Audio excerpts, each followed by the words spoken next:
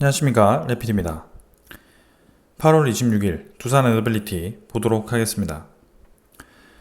증시부터 보겠습니다. 코스피 0.14% 하락했고요. 코스닥은 0.84% 하락했습니다. 양증시 모두 이제 하락하면서 진행이 되었고요.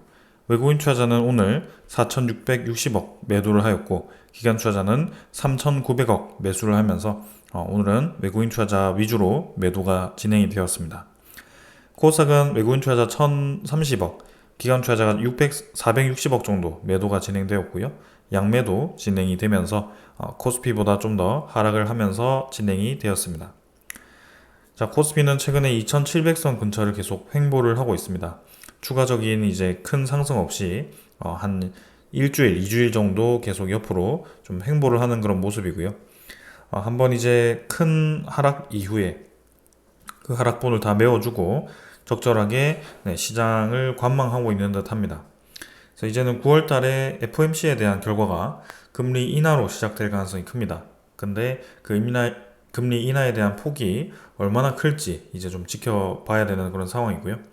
거기에 대해서 이제 시장이 반응을 할 가능성이 있습니다. 그러나 이 시장에 대한 단순한 금리 인하로 유동성 자금이 공급된다라고 바라본다면 증시 전체가 좀 올라가는 것이 맞지만, 사실 지금 그러한 분위기와는 좀 다른 이 움직임도 좀 있습니다.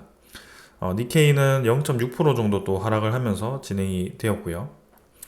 추가적인 이제 금리 인상에 대한 가능성이 좀 있어 보입니다. 그래서 니케이에 대한 이 지수가 일본의 금리 인상이 진행되었을 때 과연 이제 미국의 금리 인하와 맞춰서 이 엔케리 청산이 얼마나 또다시 불을 붙느냐가 관건이 될 것 같습니다. 그래서 이미 일본 증시는 굉장히 많이 오른 상황이고, 여기에 대해서 일본은 금리 인상을 하는 과정이기 때문에 분명히 이제 증시 전체에는 좋지 않은 영향을 줄 거고, 엔케리 청산이 나타났을 때 우리나라 증시가 어떻게 움직이는지를 또 우리가 한번 경험을 해봤기 때문에 그러한 부분에 대해서는 좀 주의가 필요해 보입니다. 물론 이제 글로벌 증시가 전체적으로 계속 유동성 공급이 진행되는 방향으로 된다면 코스피 전체도 이제 올라갈 수는 있겠지만, 단기간에 이제 갑작스런 엔캐리 청산으로 이전에 10% 이상 떨어지는 경험을 했기 때문에 조금은 부담스러운 상황이 만들어질 수도 있다. 왜냐하면 일본의 엔화에 대한 가치가 계속 높아질수록 엔캐리 청산에 대한 이 금액과 그런 확률이 높아질 수밖에 없습니다. 그래서 그러한 부분들을 한번 지켜보도록 하겠습니다. 그 다음 이제 외국인 투자자는 4,600억 매도하면서 이 금요일에 이어서 이틀 정도 크게 이제 매도를 좀 하는 모습이었고요. 기관 투자자는 4천억 정도 매수하였는데 금융 투자 위주로의 매수가 진행이 되었습니다. 그래서 이틀 정도 모두 금융 투자 위주로 매수가 진행되었고, 사실 뭐 특별하게 다른 기관 투자자가 많은 매수를 진행해 주지는 않았습니다.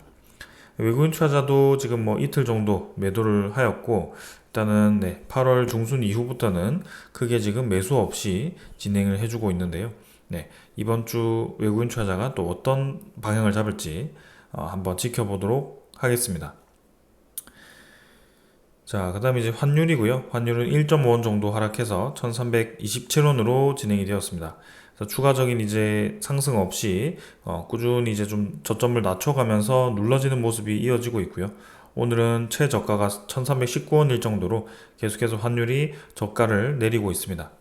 그래서 점점 이제 금리 인하에 대한 시기가 다가오고 있기 때문에 강달러에 대한 시대가 저물어 가고 있고요. 이전에 우리가 도달했던 이 저점 라인까지 다시 도달할 가능성이 커 보입니다. 그래서 이제는 1300원 라인이 무너져야 되는 시기고, 그 시기가 곧 이제 다가올 것 같다라는 생각입니다. 자, 그러나 이제 이 원달러보다도 엔화에 대한 가치가 지금 이제 상당히 이제 부담스러울 수 있기 때문에, 엔화의 가치가 너무 급격하게 높아지면 이 우리나라 증시에도 타격을 줄 수 있다. 그러한 부분들을 좀 계속해서 체크를 해보겠다. 이렇게 정리를 하겠습니다. 그 다음에 이제 지수 선물 보도록 하겠습니다. 선물 지표는 보합 수준으로 진행 중이고요. US 2000이 좀 올라가고 있지만 크게 뭐 많이 올라가지는 않고 있습니다. 유럽 증시도 마찬가지 거의 뭐 보합 수준으로 선물 지표 형성되고 있고요. 미국, 유럽 할 거 없이 모두 다 보합 수준으로 진행 중입니다. 원자재 가격은 국제유가 77달러까지 또 바짝 올라갔는데요. 70달러 조금 중반, 후반 요 정도 왔다 갔다 계속 하고 있습니다. 그 다음은 천연가스는 2.1달러 수준으로 조금 이제 멈춰 있는데 둘 다 크게 변동 없이 진행 중입니다. 채권 금리는 3.8%대로 3.7%대 진입했다가 조금 이제 반등을 했는데요. 요 근처에서 조금 지지를 합니다. 그러나 환율이 떨어지고 국채 금리도 같이 떨어지는 방향으로 진행될 가능성이 커 보이고요. 점점 하방에 대한 압력을 받는 느낌이죠. 고점이 점점 낮아지면서 지지 라인을 일정하게 유지하고 있지만 이 지지 라인이 이탈되는 순간 이 국채 금리도 빠르게 떨어질 수 있는 그런 기술적인 자리인 것 같습니다. 그래서 이제는 9월 달에 미국의 이 금리가 인하될 것이 거의 기정사실화가 되었기 때문에 그 시기만 기다리고 있는 그런 상황입니다. 그래서 조만간 이제 어떤 움직임이 나올지 한번 천천히 한번 지켜보도록 하겠습니다. 자, 그래서 이 정도로 이제 증시에 대한 분위기 한번 살펴보았고요. 이제는 8월 말을 지나서 9월 달로 진입을 했을 때 움직임을 봐야 될 것 같습니다. 그래서 8월에 CPI 지표도 봐야 되고요. FOMC에 대한 움직임도 봐야 되고요. 그래서 추석이 껴있는 다음 달에 대한 그런 이 시장이 중요한 대목이 될 것 같습니다. 그래서 이번 주는 가볍게 한번 좀 지켜보도록 하고요. 다음 주, 다다음 주부터 시작되는 9월의 본격적인 이 경제 지표들에 대한 결과들 한번 지켜보도록 하겠습니다. 자, 이 정도로 보고 종목으로 넘어가도록 하겠습니다. 두산 에너빌리티 보겠습니다. 580원 하락해서 3.2% 하락했고요. 17,430원으로 마무리되었습니다. 자, 오늘 두산 에너빌리티 시작부터 그냥 밀려서 진행이 되었고요. 두산 에너빌리티 뿐만이 아니고 관련 종목들 모두 다 좀 하락을 하면서 진행이 되었습니다. 사실 오늘은 증시 전체도 별로 좋지 않은 분위기였고요. 외국인 투자자 위주로의 매도세로 좀 관련 종목들이 떨어졌습니다. 오늘 이제 이 증시에 대한 분위기도 별로였고, 특히 이 원자력 테마 관련해서 주말에 웨스팅하우스에 대한 이 악재 소식이 좀 들려오면서 주가를 좀 끌어내리는 모습이었는데요. 웨스팅하우스에 대한 소식은 사실 우리가 이미 이전부터 알고 있었던 소식입니다. 근데 이제 좀 리마인드 하는 차원에서 한 번 더 이 단독인 소식이 나오기 시작하면서 거기에 대해서 이제 대통령실이 반박을 하고 좀 그러한 움직임들이 나왔습니다. 그러나 거기에 대해서 조금 더 하락이 좀 있었던 것 같고요. 하지만 우리가 우려하던 만큼 엄청나게 주가가 급락을 했다라고 보기보다는 그냥 평소에 보던 수준으로 움직였다라고 좀 보여집니다. 그래서 우리가 이 체코 원전에 대한 우선 협상자 선정으로 상승에 대한 많은 기대감이 좀 있었는데 그 기대감을 한 번에 꺾어버리는 소식이 웨스팅하우스의 이 반박 소식이었거든요. 그래서 장 초반에 이제 잘 올라가다가 웨스팅하우스가 다시 한번 서명을 내면서 우리 기술에 대한 동의 없이는 수출이 불가하다라는 것을 이메일로 공식 이 SNS에다가 발표를 하였죠. 그래서 그 한 문장으로 인해서 우리 모든 원전 종목들이 똑같은 차트를 그리면서 떨어지기 시작했고요. 거기에 엔캐리 청산에 대한 우려감으로 글로벌 증시가 전체적으로 빠지면서 이렇게 낙폭이 큰 말도 안 되는 움직임이 나왔습니다. 그래서 최근에는 이제 그러한 부분들을 좀 메워가는 그런 과정이 나오고 있는 거고 쌍바닥 형태로 결국에는 자리를 만들고 있네요. 추가적인 이제 하락이 나오는지 안 나오는지는 내일 이번 주 돼봐야지 알 것 같지만 사실 크게 많이 내릴 것 같지는 않습니다. 그래서 글로벌 증시가 크게 더 떨어지지 않는 이상은 두산 에너빌리티는 이 정도 수준에서 좀 유지를 할 것 같고요. 이제 이 주가를 계속 끌어내리고 눌리고 있는 그 소식들, 그죠? 무슨 올라갈 만하면 꺼내는 그 웨스팅하우스 미국에 대한 수출 금지 소식들 이러한 부분들을 이제는 좀 해결해야 되지 않나라는 생각입니다. 그래서 사실 비전상으로는 굉장히 주가가 좀 많이 올라갔어야 되는 그런 시점인데 그것들을 모두 억누르고 있는 소식이 웨스팅하우스 소식이고요. 그거부터 한번 좀 이제 우리가 해결을 해야 된다라고 생각이 듭니다. 그래서 그 부분에 대해서는 조금 이따가 좀 한번 자세히 살펴보도록 하겠습니다. 외국인 투자자는 지금 55만 주를 매도를 하였고요. 기관 투자자가 8만 6천 주를 매도했습니다. 오늘 외국인 투자자는 거래원을 보시면 골드만삭스 위주로의 매도가 좀 있었고 신한증권이 좀 매도에 잡혔고요. 그래서 뭐 특별하게 웨스팅하우스 때문에 많은 매도를 했다라고 보기보다는 사실 최근에 골드만삭스와 JP모건에 대한 이 거래 움직임 회전이 좀 있었거든요. 그게 MSCI 리밸런싱 관련해서 그런 움직임이 좀 있었던 것 같습니다. 그래서 이번 주까지 8월 31일까지 리밸런싱에 대한 마무리가 진행되기 때문에 그 상황에 맞게 주가도 움직이는 것 같고 그 수급도 좀 어느 정도 거기에 맞게 움직이는 것 같습니다. 그래서 골드만삭스가 매도했다고 해서 두산에너빌리티의 악재 때문에 매도를 한 것은 아닌 것 같다라는 생각입니다. 연기금 투자자는 14만 주 정도 매도했는데요. 사실 뭐 매수했다가 매도했다가를 계속 반복하고 있는 이 수급이기 때문에 별로 중요하게 생각하지 않습니다. 그 나머지 투자자들도 크게 움직임 없었고요. 오히려 그런 나쁜 소식이 나올 때마다 아주 앞장서서 던지던 사모펀드와 투신도 큰 움직임이 없었습니다. 그래서 웨스팅하우스에 대한 소식은 뭐 크게 영향을 많이 주지는 않은 것 같다. 그냥 증시에 대한 분위기도 좋지 않았고 그냥 이 만기에 가까워진 그런 상황에서 그러한 수급들이 좀 더 아래로 찍어 눌리면서 진행이 된 것 같다. 이 정도로 이해를 하셔도 될 것 같습니다. 그래서 크게 중요해 보이지는 않습니다. 자, 그 다음에 이제 공매도 잔고 한번 살펴보도록 하겠습니다. 잔고는 지금 오늘은 크게 변화 없었던 것 같고요. 117만 주 정도로 진행이 되었습니다. 그래서 전날과 거의 유사하기 때문에 가볍게 넘어가도록 하고요. 더 이상 뭐 크게 공매도 잔고가 늘어나지 않고 있기 때문에 우리가 집중해서 볼 필요는 없어 보입니다. 그 다음에 이제 대차 잔고도 한번 살펴보도록 하겠습니다.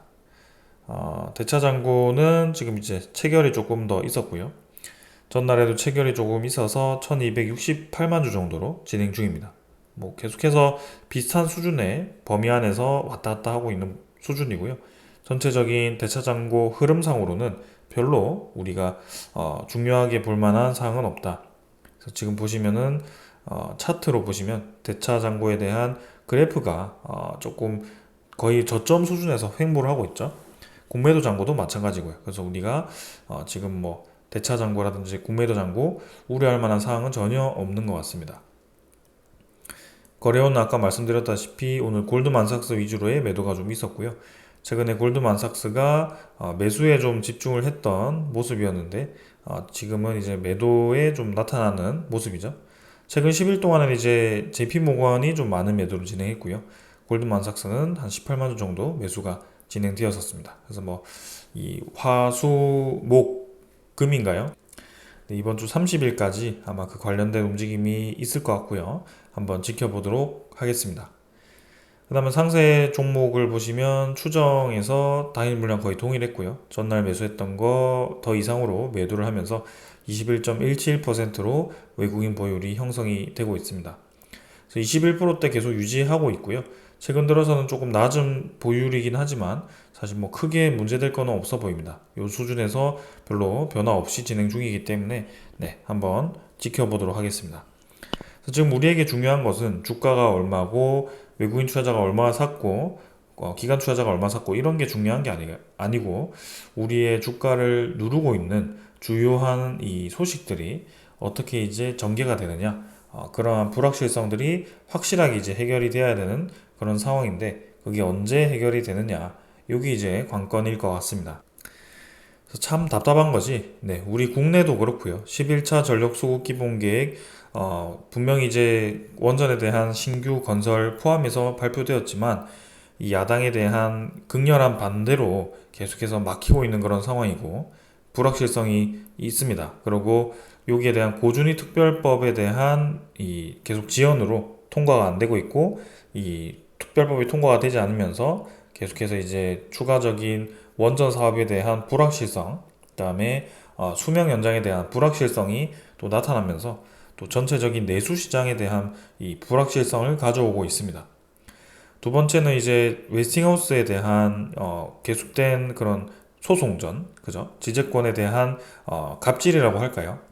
그러한 부분들 때문에 우리가 이제 우선 협상자 선정이 되고서도 주가를 이제 보상을 받지 못하는 좀 그러한 상황인 것 같습니다. 그래서 국내나 국외나 계속 이제 이런 불확실성들이 주가를 좀 끌어내리고 있는 상황이고, 참 이제 그러한 부분들이 확실하게 해결이 되지 않는 이상은 우리 입장에서는 이 잘 진행될 것 같다라고 90% 확률로 잘 될 것 같다라고 생각을 하더라도 그 나머지 10% 때문에 주가를 끌어내리는 명분이 되는 거거든요. 그래서 그러한 부분을 계속 활용하는 것 같아서 좀 안타깝기도 합니다. 그러나 우리는 이제 시간이 좀 있고 그런 시간을 활용해서 그 10%가 이제 90% 쪽으로 따라서 만들어져서 100%가 된다고 한다면 지금은 굳이 우리가 움직일 필요는 없습니다. 그래서 그 100%가 될 때까지 좀 더 시간이 많이 필요해 보이고요. 그 시간이 생각보다 좀 많이 걸리고 있어서 답답하긴 하지만 한번 같이 좀 기다려보면 어떨까라는 생각입니다. 자, 그래서 이제 이 소식들 좀 가져와 봤는데요. 가장 중요한 거죠. 이게 가장 중요한 소식은 이거죠. 웨스팅하우스에 관련된 소식인데요. 자, 이 정부 미국과 긴밀히 협의 중이다라는 반박을 했었고, 이제는 추가적인 소식으로 다음 달에 방미를 해서 또 추가 협상에 대한 가능성을 열어두는 것 같습니다. 그래서 정부 관계자들이 다음 달에 미국 웨스팅하우스와 추가 협상을 위해서 다시 미국을 방문할 가능성이 큰 것으로 알려졌다고 합니다. 그래서 체코에 지금 우리나라 대통령이 가서 거기에 대한 이 협상을 좀 진행하고 원전에 이어서 뭐 반도체라든지 2차 전지라든지 자동차라든지 그런 여러 이 산업에 대한 수출 협상을 하려고 하는데 그 중에 가장 중요한 게 이제 원전이죠. 근데 그 원전이 지금 이제 체코로 가기 전에 저는 이제 이 웨스팅하우스에 대한 갑질이 계속된다는 소식이 나와버렸으니 무조건 지금 해결을 하고 어느 정도 실마리를 만들고 가야 되는 입장이거든요. 그래서 산업통상자원부 장관도 그렇고 결국에는 90% 이상 해결할 수 있다라고 지금 9부 이상의 진행도가 되었다라고 얘기를 했었는데 이번에 이제 이 언론에 의해서 나온 것은 사실 별 성과가 없이 왔다라는 소식과 그 다음에 계속해서 이제 그 갑질을 끌고 가서 우리의 이 3월에 대한 본계약도 막을 그런 심보가 아니냐 이런 이 분석까지 좀 나오고 있는 상황이거든요. 그래서 산업통상자원부 장관이 이제 직접 다시 한번 거기에 대해서 언급을 하든지 아니면 또 9월 달에 저렇게 가서 추가적인 협의를 해서 이제 확실한 소식을 전달할 것인지 좀 그러한 것들이 필요해 보이는 시점인 것 같습니다. 왜냐하면 좋은 결과 있을 거다, 합의를 할 거다 이러한 소식들은 사실 2023년부터 안덕근 산업부 통상자원부 장관 이전부터 이창양 장관부터 그 소식에 대한 준비가 이루어졌었고 그런 소식들이 나왔었는데 지금 아직까지도 해결이 되지 않고 있기 때문에 상당히 좀 조급한 것도 사실인 것 같습니다. 그러한 부분을 웨스팅하우스가 계속 활용을 하고 있는 거고요. 일단은 우리가 한번 이 상황에 대해서 한번 기다려 봐야 될 것 같습니다. 그래서 자, 9월 달에 다시 한번 갈지 안 갈지는 확실하지 않지만 가능성은 좀 있다라고 얘기를 합니다. 자, 그래서 지금 하나부터 열까지 계속 이제 시비를 걸고 있는 상황이고요. 웨스팅하우스가 지금 이제 우리나라의 SMR도 발목을 잡으려고 하는 그런 이상한 소리까지 좀 나오기 시작합니다. 그래서 SMR은 지금 사실상 웨스팅하우스에 대한 기술이 들어갔다라고 보기는 어렵죠. 대형 원전도 사실 웨스팅하우스에 대한 기술이 들어갔다라고 보기는 어렵습니다. 그 이전으로 갔을 때 CE 컨버스터 엔지니어링인가요? 그 다른 회사의 기술을 우리가 활용을 한 건데 그 회사를 이 웨스팅하우스가 인수를 해버리면서 그게 좀 묘하게 돌아가고 있는 분위기고요. 심지어 그 기술을 지금 우리가 국산화를 성공해서 사실상 지재권 싸움을 끝까지 갔을 때 우리가 이길 수 있는 그런 상황이거든요. 근데 그 기간까지가 좀 오래 걸리기 때문에 그러한 이 절박한 상황을 계속해서 악의적으로 활용하는 것 같습니다. 웨스팅하우스가. 지금 SMR에 대한 그런 수출까지도 끈질긴 견제를 할 수도 있다라는 그런 상황이 좀 나오고 있기 때문에 이게 이제 어떻게 이제 해결을 해야 되냐 이러한 것들을 좀 봐야 될 것 같습니다. 그래서 지금 웨스팅하우스에 대한 목표 자체가 우리나라를 수출을 완전히 막기 위함이다.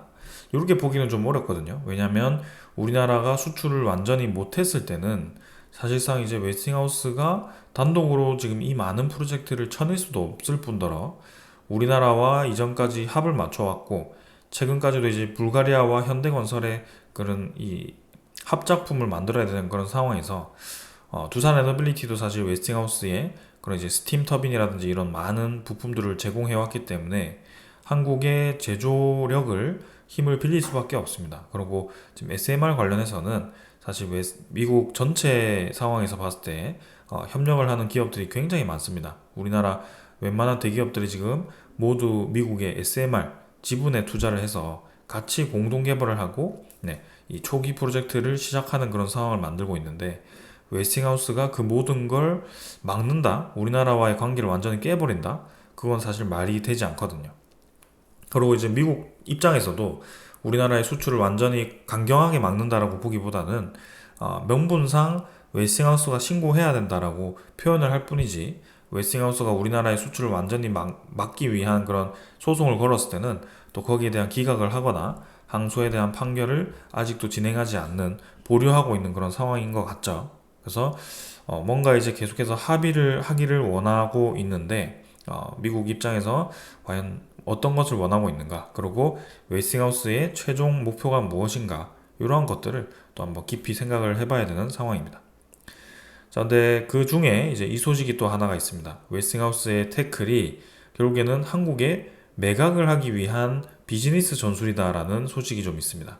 사실 이전에도 미국과 한국의 원전 기술이 계속 이제 심도 있게 이 연결이 되고 있고, 지금 이제 두산 에너빌리티도 웨스팅하우스에 그런 이제 기자재를 역으로 수출을 해야 되는 그런 상황이기도 하고, 미국 입장에서도 그 자국 내에 많은 원전을 다시 지어야 되는 그런 상황인데, 사실상 이제 웨스팅하우스가 우리를 견제한다고 해서 되는 게 아니죠. 그래서 우리나라가 결국에는 그 제조업에 뛰어들어서 진행을 해야 되는데, 그렇게 하려고 하니 계속해서 그때부터 이 얘기가 나왔던 것이 웨스팅하우스에 대한 인수였습니다.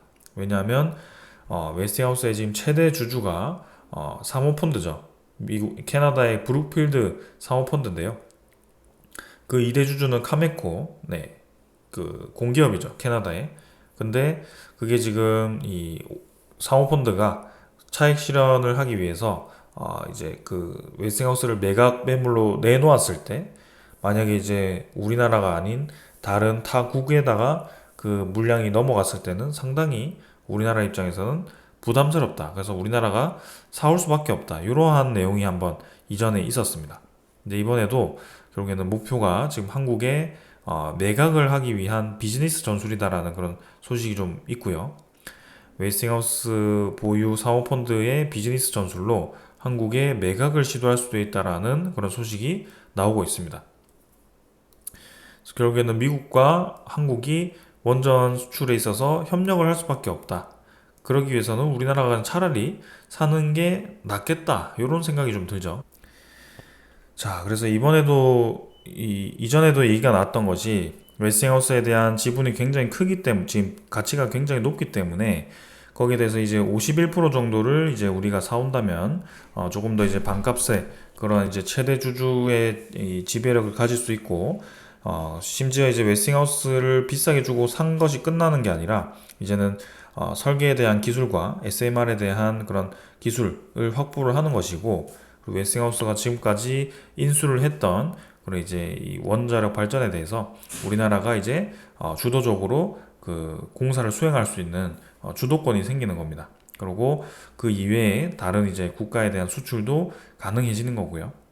그래서 지금은 이제 이 도시바처럼 웨스팅하우스를 인수해서 그게 이제 폭삭 망할 수 있다라는 우려가 없는 것이, 그때는 이제 후쿠시마 원전에 대한 그런 사고도 있었지만 이미 그 전부터 웨스팅하우스에 대한 모델 자체가 중대한 결함이 발견이 되면서 그때부터 이 도시바가 많이 힘들어지기 시작했거든요.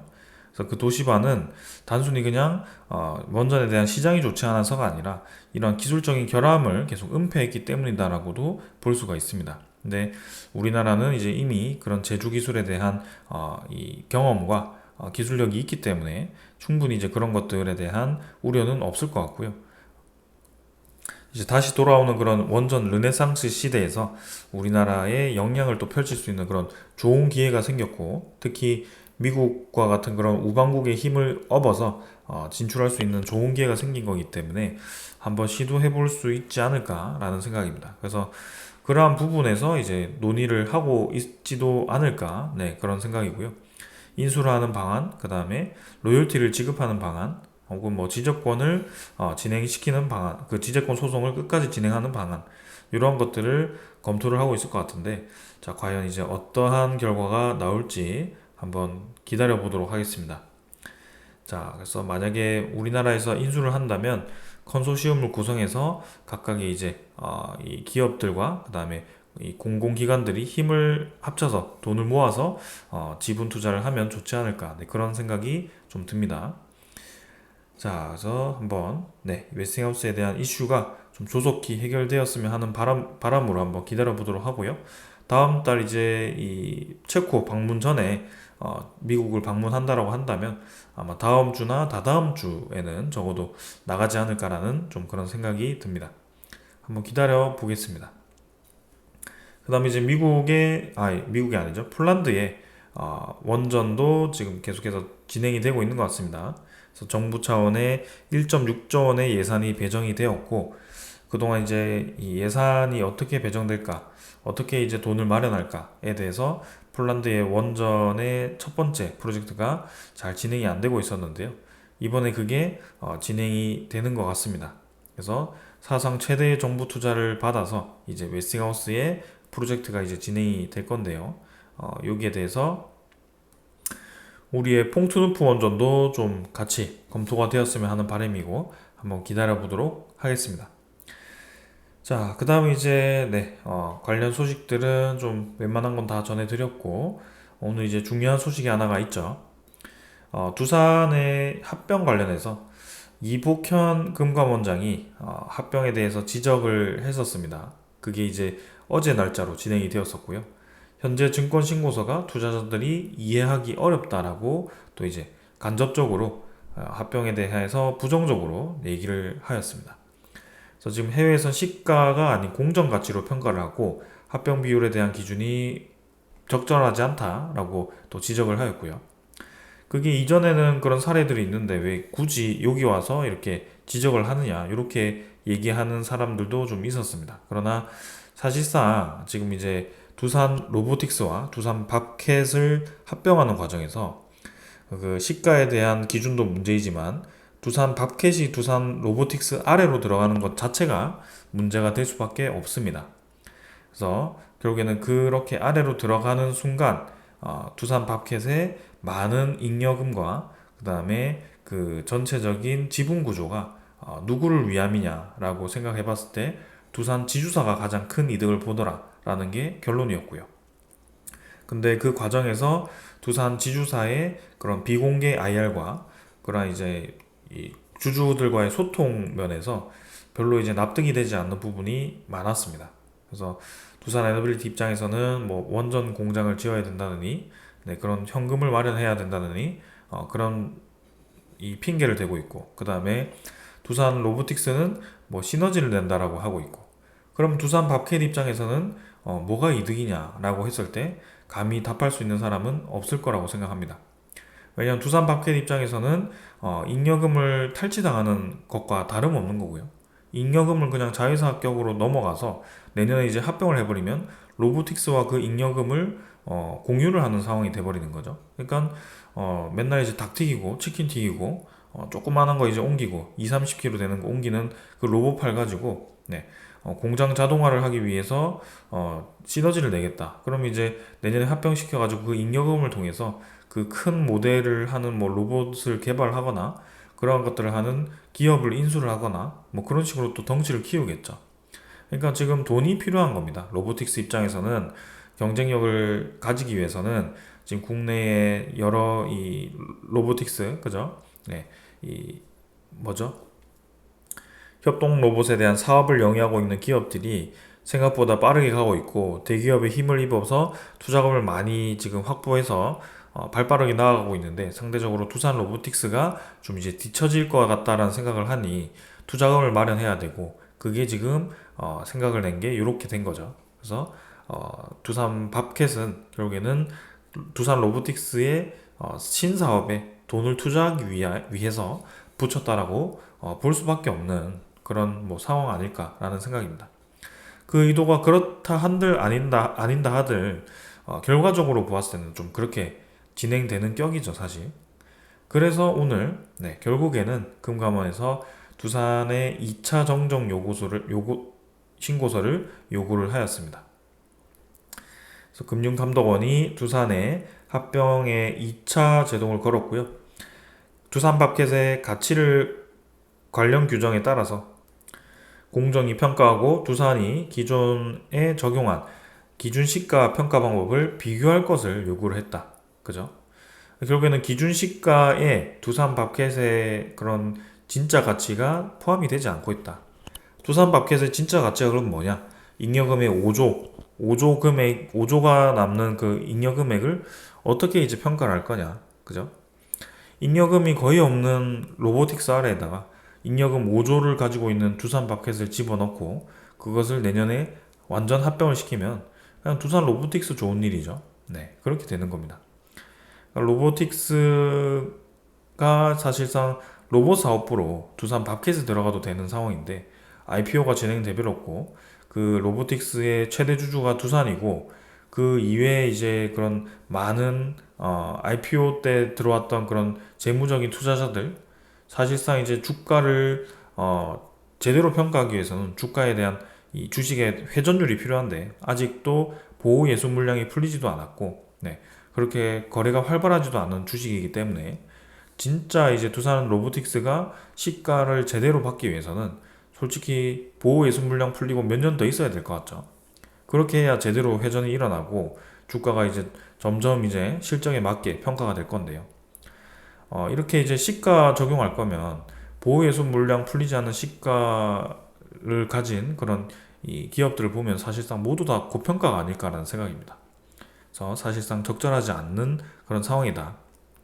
그래서 그거를 지금 이제 정정 요구를 한 거고 증권신고서 검토 결과 의사결정의 과정과 내용, 분할 신설 부문의 수익가치 산정, 근거 등 보완 요구를 하였다. 그죠? 그러니까 이 의사결정에 대한 과정과 내용이 필요하다. 지금 봤을 때는 모두 다 주주를 위하는 것 같고 모두 다 무슨 사업에 대한 시너지를 내는 것처럼 되어 있지만 그 결과가 사실 보니까 두산 지주사가 가장 큰 이득을 보고 로보틱스의 투자 사업금을 확보하기 위함이 아닌가 그렇게밖에 안 보인다라는 거죠. 그래서 그거를 더 논리적으로 설명하라라는 겁니다. 그리고 분할 신설 부문의 수익 가치가 두산 밥켓이 떨어져 나왔는데 그게 좀 이상하다. 왜냐하면 밥켓의 그런 일반적인 자본 가치를 매기는 것 자체가 조금 애매한 상황이다. 그래서 밥켓의 진짜 가치를 반영해라. 이러한 부분이 아닌가. 그래서 이러한 전체적인 보완을 해서 제출하라는 건데 사실상 지금 이 정정 보고서를 제출하고 일주일 뒤에 그게 이제 효력 발생을 할 수 있기 때문에 지금 두산 입장에서는 이번 주에 제출하지 않으면 지금 9월 25일에 주주총회가 열리지 못할 수도 있습니다. 일정이 더 밀려가지고 그래서 지금 정신 차리고 그냥 그 정정 보고서를 빠르게 다시 해서 낼 건가 아니면은 이때 이제 합병에 대한 비율을 바꾸던지 좀 이제 주주에 대한 그런 이 생각을 하는 티를 좀 내서 정정을 하는 것이냐 아니면 아예 합병을 철회하는 것이냐 그 세 가지가 있겠죠. 그래서 그 세 가지 중에 어떤 선택을 할지는 한번 지켜봐야 될 것 같습니다. 그래서 이번 주에 중요한 관건은 두산에 대한 정정 신고서가 어떻게 제출되느냐. 그 다음에 두 번째는 MSCI 리밸런싱으로 인해서 두산 에너빌리티의 그런 주가에 대한 변동이 뭐 어떻게 있을 것이냐. 네, 뭐 요거는 사실 크게 중요하지는 않은 것 같습니다. 그냥 일반적인 그런 만기에 대한 움직임이기 때문에 별로 중요해 보이지 않고 이제 세 번째는 다다음 주 정도까지 이제 웨스팅하우스와의 그 방미를 통해서 그런 이 일정이 나오느냐 합의에 대한 과정이 나오느냐 그 합의가 인수로 진행될 거냐 아니면은 그냥 적절하게 로열티 지급으로 진행될 거냐 이렇게 계속 시달리다가는 우리가 계속 페이스를 끌려다니면서 질질 끌리면서 그리고 마지막까지 이제 압박받을 수밖에 없는 상황인데 그걸 이제 어떻게 해결할 건가? 그러한 확실한 소식들이 좀 나와야 주가가 움직일 것 같다. 그래서 한번 지켜보자라는 말씀을 드립니다. 자, 오늘 여기까지 하고 마무리하고요. 이번 주도 한번 시작을 해보겠습니다. 내일 뵙도록 하겠습니다. 감사합니다.